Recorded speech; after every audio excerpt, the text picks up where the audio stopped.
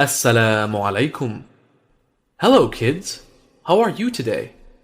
We will continue with the story of Prophet Ibrahim alayhi salam today. In the last episode, we saw how the Prophet was thrown into the fire for smashing the idols, but the Prophet escaped unharmed. Insha'Allah, I will tell you the remaining story of Prophet Ibrahim alayhi salam today. Bismillah. The story of Prophet Ibrahim alayhi salam. Babylon was ruled by an evil king named Nimrod during those days.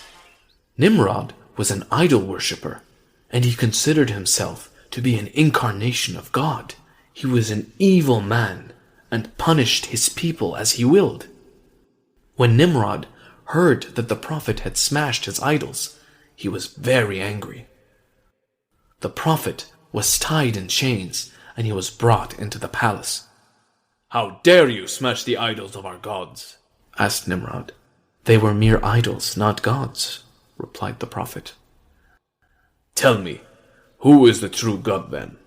asked the king. "There is only one God who can grant life and death.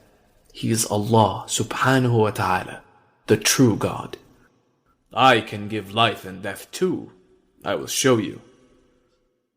Nimrod asked his soldiers to bring 2 of his slaves into the court. The slaves were brought and they were asked to kneel down. Nimrod asked his soldier to kill the first slave.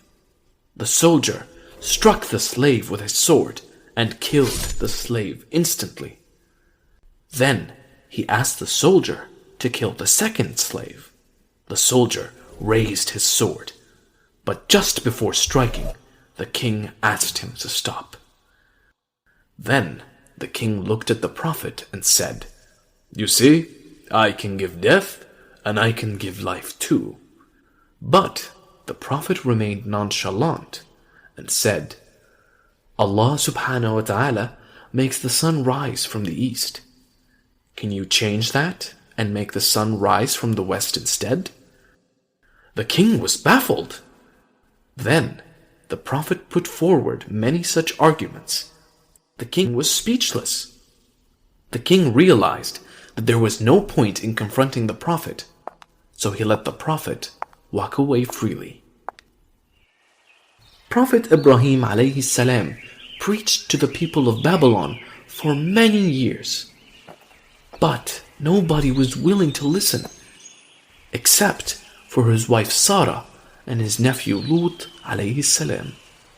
He soon realized that the people of Babylon were never going to listen to his words. So he decided to leave the city with the 2 followers he had. The Prophet decided to ask his father one last time if he was willing to join him.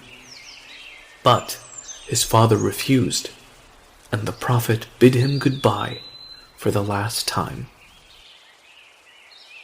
And that day, the 3 of them left the city of Babylon. The Prophet was sad because he was leaving the city he loved so much.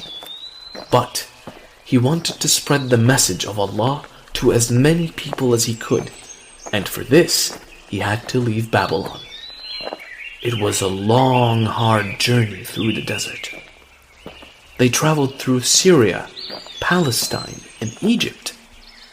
Prophet Ibrahim alayhi salam spoke about Allah's message to the people he met along the way. They helped the poor, and they did many good deeds on the way. When the people heard the Prophet, many of them started doubting their practice of worshipping the idols. When they reached the Dead Sea, Lut alayhi salam decided to part ways and settled down there. He wanted to preach Allah's message to the local people. The Prophet thought this was a good idea and wished him all the luck. The Prophet and his wife continued their travel. Once, it so happened that they entered the territory of an evil king. Sarah was a very beautiful woman. When the local people saw her, they were quite enchanted by her looks. The king soon came to know about this beautiful woman who was accompanying the Prophet. But he didn't know that she was the wife of the Prophet. He asked his soldiers to bring the Prophet to him. The Prophet was brought into the palace, and the king asked who was the lady accompanying him. Ibrahim alayhi salam knew that if he had told the truth, that Sarah was his wife, then they would not hesitate to kill him and take her. He thought of an idea and told them that she was his sister. "Please bring your sister to the palace tonight," said the king. "I want to meet this woman. Everyone in the kingdom is talking about her beauty."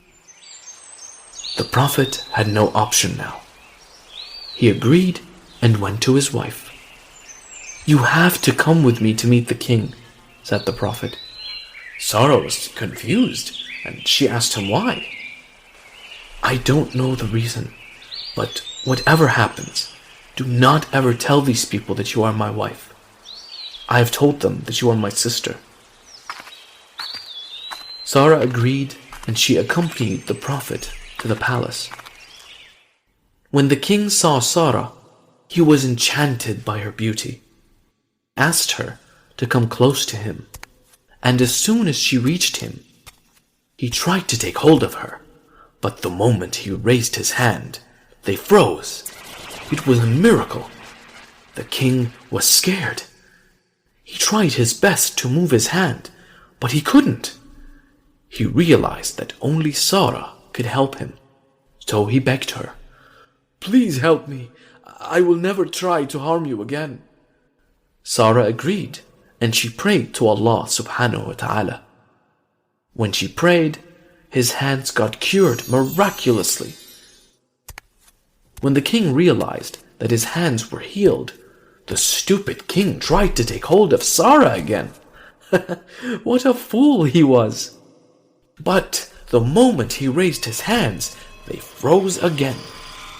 The king cursed himself for being so stupid and requested Sarah once again to cure him. "I'm sorry, I am so sorry for trying to harm you," he said. "Please, pray to your God and cure me. I will never harm you again. That's a promise." Sarah was a kind woman, so she prayed to Allah, and the king's hand got cured for the second time. The king realized that Sarah was not an ordinary woman. "You are unlike any other woman I have seen, and your God is so powerful," he said. "I wish to give you a small gift. Please accept one of my maidservants. Her name is Hajar, and she will help you with your chores." In the meantime, the Prophet was waiting impatiently to know what was going on. He sighed a big relief when he saw Sarah walking in unharmed. "What happened?" he asked her. "Allah taught that evil king a lesson," she said, "and he gave me an Egyptian maid as a gift. Her name is Hajar." The Prophet continued preaching to the people for many years. He spoke about Allah's message to people in different lands. He had grown quite old by now, and his hair had turned gray, but he continued with his mission vigorously. His wife, Sarah, had grown old too. She was sad that she couldn't give birth to a child. She was way too old to give birth now, so she thought of an idea. She asked the Prophet to marry their servant Hajar radiallahu anha, who was young and beautiful. The Prophet refused at first, but later he obliged, as he longed for a child of his own. Prophet Ibrahim alayhi salam got married to Hajar radiallahu anha. Sarah prayed to God to bless the couple with a child. God heard her prayers, and he soon blessed them with a child. "I will call you Ismail," said the Prophet. The Prophet loved Ismail so much, but his happiness didn't last for long. One night, when the Prophet was sleeping, he had a revelation from God. God asked him to take his wife Hajar and his newborn son Ismail to a certain place and leave them. The Prophet was confused at first. He loved his son so much, but he knew that he had to follow Allah's commands. He went to Hajar and woke her up. "Get Ismail and get ready for a long journey," he said. Hajar trusted her husband, and without questioning him, she took Ismail and left with him. Prophet Ibrahim alayhi salam took his wife and newborn son into the desert. They traveled through the desert for a very long time. They walked for many days, and most of their food and water were exhausted. Finally, they reached a dry valley of the desert near Al-Marwa mountain. It was a barren land, and there was no sign of life here. There were no trees and no water anywhere in sight. Then, without saying any word, the Prophet started walking back. He left the mother and child alone in that barren valley. They only had a small amount of food and water with them, but that wouldn't even last for 2 days. Hajar hurried after him. "Where are you going, leaving us all alone?" she shouted. But the Prophet kept walking and didn't utter a word. She called him again and pleaded him to come back, but the Prophet didn't even look back, and he kept walking away. In spite of her cries for help, when she saw the Prophet was silent, she realized that he was not acting on his own. She realized that he must have received commands from God to act in such a way.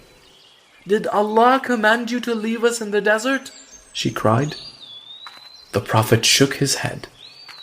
Then his noble wife said, "Do not worry, we are not going to be lost, since Allah, who commanded you, is with us."